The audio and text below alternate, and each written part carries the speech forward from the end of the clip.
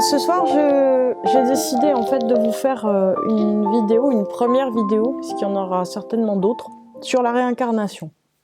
Alors, la réincarnation, c'est un sujet qui est très important, j'allais dire qui est crucial dans la vie, sans mauvais jeu de mots, ou dans les vies, puisque voilà comment ça se passe, hein, on est donc en 2023, on a un corps, puisque si vous êtes en train de m'écouter, ça veut dire que vous êtes actuellement dans un corps, vous êtes donc vivant, et dans 10 ans, 15 ans, 20 ans, 25 ans, 30 ans, 35 ans, 40 ans, 45 ans, vous allez être amené à quitter ce corps. Ça veut dire que votre corps, en fait, pas votre âme, c'est une chose importante, votre corps, il aura flétri, il aura ridé, il sera devenu tout fragile, vos os vont tomber en miettes, c'est sympa, je sais, ça fait plaisir. Et en fait, vous allez avoir de moins en moins de force, moi aussi, hein, bien sûr. Et en fait, si vous voulez, il y a un moment, le corps, il en pourra tellement plus que le corps va s'arrêter. C'est-à-dire que ce petit corps, notre petit corps, chacun notre petit corps, qui nous a accompagnés, n'aura plus la force de continuer. Et qu'est-ce qui va se passer ?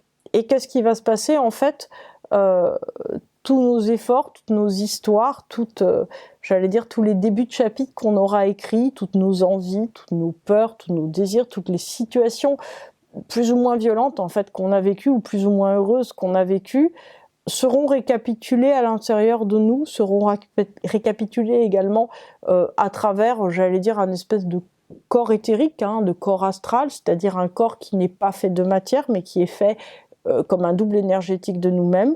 Et notre petit corps physique, il va se défaire avec l'action des vers de terre, il va se défaire, tout simplement, il va tomber en poussière. Notre âme, c'est-à-dire la partie, on va dire, plus immortelle de notre personnalité, elle va avoir besoin en fait de continuer à faire des expériences. C'est-à-dire que si par exemple vous êtes beaucoup disputé avec votre voisine de palier, ou que vous avez eu du mal à trouver l'amour, ou que vous avez eu du mal à trouver votre place professionnelle dans l'existence, ou que vous avez perdu votre chien et que vous vous en êtes pas remis, et ben en fait tout ça va devoir continuer à s'écrire. On est loin de Napoléon, hein. C'est-à-dire que en fait la réincarnation, c'est pas l'histoire que vous allez pouvoir, l'histoire grandiose que vous avez écrit avant, ou que vous auriez écrit avant, genre vous étiez pirate, corsaire, avec Surcouf, bien vous étiez aventurier, ou peau rouge.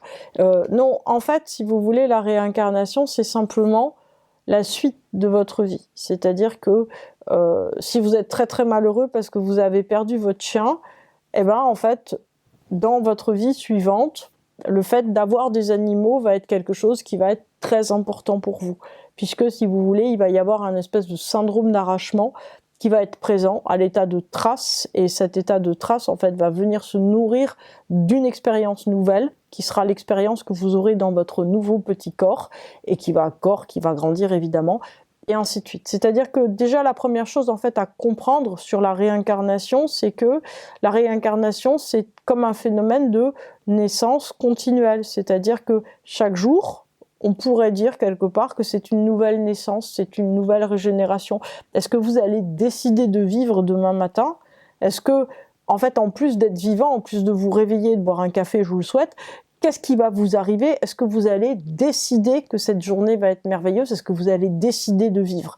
Et au fond, si vous voulez, la question de la réincarnation, c'est tout simplement arriver à comprendre que la naissance est certes un début, que la mort n'est pas une fin, évidemment, mais que c'est simplement le début d'un nouveau cycle. D'un nouveau cycle de quoi ? D'un nouveau cycle d'apprentissage et d'expérience, tout simplement parce que c'est très très compliqué d'apprendre tout ce qu'on a à apprendre en si peu de temps. Je ne sais pas si c'est quelque chose qui vous est arrivé, mais très souvent quand on comprend des choses sur soi, déjà on se dit mais comment ça se fait que j'avais pas compris ça avant ? C'est vraiment des portes ouvertes, quoi. C'est comment ça se fait ? Et on a pu passer 10 ans sur quelque chose et on finit par le comprendre, ça se dénoue totalement. Et ensuite de ça, si vous voulez, il se passe encore pas mal de temps.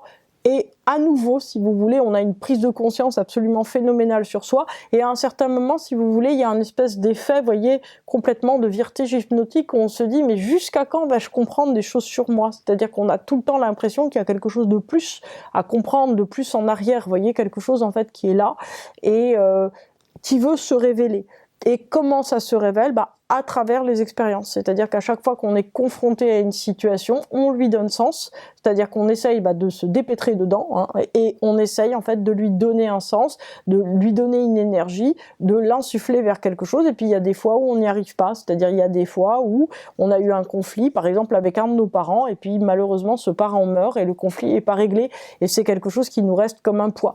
Et ainsi de suite. C'est-à-dire que c'est important déjà d'arriver à comprendre que le phénomène de la réincarnation, si on a du mal à le saisir, on peut s'attacher à un certain nombre de choses. Déjà que la première chose, c'est que c'est très compliqué de tirer au clair une expérience, de réussir quelque chose du premier coup. Hein, quoi que vous fassiez, il va falloir un peu d'entraînement pour y arriver vraiment bien. Donc ça, c'est la première chose qui est importante. Deuxième chose qui est importante, il y a une inégalité très très importante dans les naissances. Hein. Il y a des gens, en gros, ils naissent, vous voyez, avec 1000 dons d'intelligence, de richesse, de force. Autour d'eux, ils sont joviales, ils ont envie de rire, tout le monde les aime. Et puis il y en a d'autres, c'est pas le cas. Et il y en a qui ont des dons phénoménaux dans des domaines, et d'autres, c'est pas le cas. Et ainsi de suite. C'est-à-dire que moi, en tant qu'astrologue, la disparité, on va dire, des thèmes de naissance des petits bébés me frappe énormément, puisque effectivement quelquefois vous avez un petit enfant qui naît et on se dit le pauvre, et puis il y en a d'autres, on se dit waouh, quelle personnalité incroyable qui est là. Et ça n'a rien à voir avec les parents. C'est-à-dire que bien sûr que l'ADN joue quelque chose, c'est un petit peu comme, si vous voulez, ce qu'on voit, qu'on veille en anglais, je sais pas comment on pourrait dire en français, c'est ce qui sous-tend, vous voyez, j'ai envie de vous dire les qualités, etc., comme si quelqu'un avait pris tout un tas de choses dans ses lignées familiales, mais en même temps, ces lignées familiales ne suffisent pas à expliquer la structuration et l'originalité absolument incroyable de chaque être humain qui vient. C'est-à-dire que chaque être humain qui s'incarne est véritablement porteur d'une histoire. En tant qu'astrologue, c'est ça qui est très frappant. C'est-à-dire qu'on se dit, mais voici une histoire qui arrive. Et évidemment, cette histoire, elle va s'écrire, et en fait, on va écrire aussi nos blocages, c'est-à-dire qu'il y a des choses qu'on ne va pas vouloir comprendre. Qu'est-ce que c'est que cette notion d'évolution? Ça veut dire que confronté à une difficulté, on va apposer une réponse. Cette réponse n'est pas forcément la bonne. Si c'est pas vraiment la bonne, la situation, elle se reposera. Vous avez certainement remarqué ça déjà dans votre existence, que quelquefois vous avez été confronté à une situation, vous vous êtes dit, j'apporte pas forcément la bonne réponse. Voilà, quelqu'un d'autre, une même situation professionnelle, une même situation familiale, une même situation affective, vous repose la même situation. En gros, on est dans un phénomène de répétition. Et pourquoi? Tout simplement parce que vous n'avez pas apporté la bonne réponse. C'est pas parce que vous êtes maudit, c'est juste que à vous de produire la réponse. Donc ça, c'est assez compliqué. En fait, on arrive à comprendre, si vous voulez, finalement, à mesure qu'on avance dans les années, que ce phénomène de répétition, il a tendance à se jouer sur un espace-temps qui est beaucoup plus grand que celui d'une vie ou celui de quelques années. C'est un petit peu comme si vous voulez, chaque fois, on avait besoin en fait d'aller plus loin dans une compréhension qu'on a déjà acquise. Et on est diversement doté aussi de dons, c'est-à-dire qu'il y a des gens qui ont un don phénoménal. Moi, je le vois parmi mes élèves pour l'astrologie, puis d'autres qui travaillent énormément et qui ont beaucoup plus de mal. Et il y a des enfants, j'en ai autour de moi, des enfants musiciens, des petits-enfants qui à 2 ans, à 3 ans, jouaient du piano ou du violon d'une façon absolument phénoménale. Et voilà, moi si je joue du piano, j'ai pas un don phénoménal. Hein. Comme dirait la mère de Tchaïkovski, c'est le piano et moi, c'est une histoire d'amour ratée. Mais voilà, l'idée, si vous voulez, c'est ça. C'est-à-dire qu'on a des goûts, on a des préférences, on a des attentes, on a des choses qu'on sait merveilleusement faire, d'autres non, des appétences, c'est-à-dire qu'on est des personnalités qui sommes extraordinairement sculptées, par-delà les influences familiales, par-delà l'éducation qu'on reçoit, par-delà les exemples qu'on reçoit, on est des personnes à part entière. Nous sommes une histoire, c'est-à-dire que nous sommes une histoire à travers, j'allais dire, des expériences dont on essaye chaque fois, j'allais dire, de tirer sens. Le principe, si vous voulez, de la réincarnation, c'est que si on n'a pas réussi, on va pouvoir réussir une autre fois. Le principe de la réincarnation aussi, c'est que des êtres que vous perdez, que vous ne voyez plus, vous les retrouverez. Une histoire d'amour qui est inachevée, qui n'est pas bien terminée, elle se revivra, et ainsi de suite. C'est-à-dire que à un certain moment, il faut penser, si vous voulez, la notion de réincarnation comme celle d'histoire qu'on écrit infiniment, et qu'on essaye chaque fois d'écrire mieux. Vous voyez, comme un auteur qui écrirait des romans de mieux en mieux pour essayer en fait d'arriver à la meilleure version probablement de ce qu'il a à faire. Alors, l'idée c'est que en dehors de la notion, si vous voulez, j'allais dire de sens que ça peut donner, puisque si vous voulez, en fait, on est lancé sur quelque chose, donc la file des vies. Hein. Alors, un ami me disait hier, ah bah, est-ce qu'on en a 7? Non, on n'en a pas 7, on en a des milliards, de milliards, de milliards. Donc, ne vous inquiétez pas. Si, par exemple, vous rêviez d'avoir 5 enfants et que ça s'est pas fait, bah, vous en aurez 5 dans une autre existence. C'est pas très grave, en fait.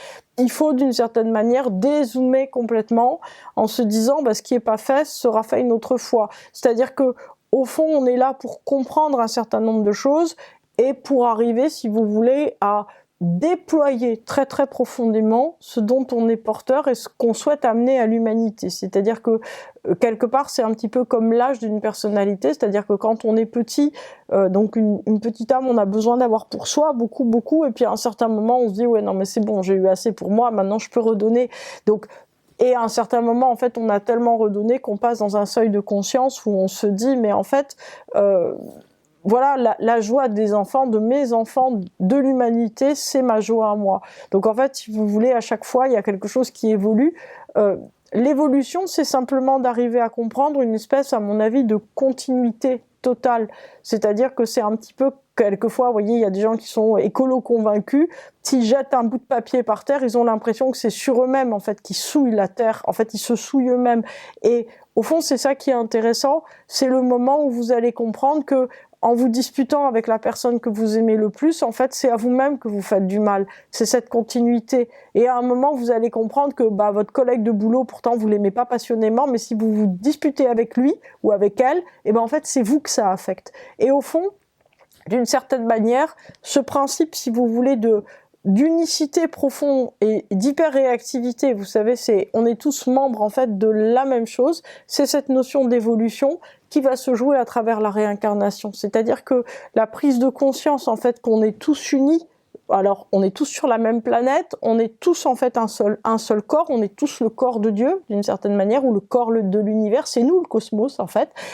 Si on arrive à comprendre ça, au fur et à mesure, si vous voulez, des incarnations, globalement, si vous voulez, notre humanité à nous, elle va passer un seuil d'évolution et hop, on va repartir à l'intérieur d'autre chose. Là, c'est au-delà de ma compréhension complètement. Ce que je peux vous dire simplement, et ce qui est clair, c'est cette notion d'interdépendance, elle est extraordinairement importante et elle peut pas se jouer en une seule existence, ça serait beaucoup trop court. Et c'est vrai que si vous voulez, c'est très intéressant aussi de voir que, au fond, quand on avance en âge, on sent très bien l'enfant qu'on a été, le jeune qu'on a été, et peut-être quand on avance encore plus en âge, on se dit « Tiens, mais qu'est-ce que c'est ça, une vieille femme? C'est moi !» Comme c'est bizarre, c'est moi la vieille femme. C'est bizarre, je croyais que j'avais 10 ans ou que j'avais 20 ans, et je sens encore que j'avais 20 ans. Et c'est d'ailleurs assez terrible, parce que quelquefois, on avance en âge et on se sent le cœur joyeux comme si on avait 17 ans et tout à conquérir. Alors on manque de maturité à 17 ans, mais on a toute cette force de vie qui est là. Et quand on est vieux, on a toute l'envie de vivre et on est tout enfermé dans un vieux corps et c'est pas évident non plus. Et en fait, si vous voulez, c'est intéressant à voir que quelque part le fait, si vous voulez, de changer la forme du corps, vous voyez, avec ce corps qui se flétrit, qui devient de plus en plus vieux, d'une certaine façon, c'est une illusion, puisque l'âme, très profondément, si vous voulez, elle est toujours si pétillante, si engagée et avec une telle force de vie à l'intérieur que, justement, elle illumine le monde. Et en tout cas, si vous voulez, le principe de la réincarnation, c'est d'arriver à comprendre l'illusion du temps. C'est-à-dire que le temps passe, mais en fait, il ne fait que donner de l'expérience à la petite âme qui va effectivement devoir se confronter au monde extérieur, le petit bébé, le petit enfant, pour arriver à comprendre ce qu'il est, ce qu'il aime, etc. Certains trouvent plus ou moins vite, mais plus on se confronte, plus on apporte des réponses différentes, plus, d'une certaine manière, on a une chance d'édifier quelque chose. Je vais juste finir ce premier volet sur la réincarnation en vous disant que l'évolution, c'est au fond arriver à comprendre qu'on est là pour un truc, en fait. On est là, alors j'allais dire oui, pour ranger à l'intérieur de soi, mais surtout, si vous voulez, pour arriver en fait à se confronter, à vouloir se confronter à la réalité, de manière en fait à passer des seuils de conscience et à comprendre quoi? En fait, à comprendre que globalement, il n'y a pas de problème, c'est-à-dire que on est tous les uns avec les autres, on fonctionne tous les uns avec les autres et que il ne faut pas remettre en cause la valeur absolument prodigieuse et profondément intense de la vie.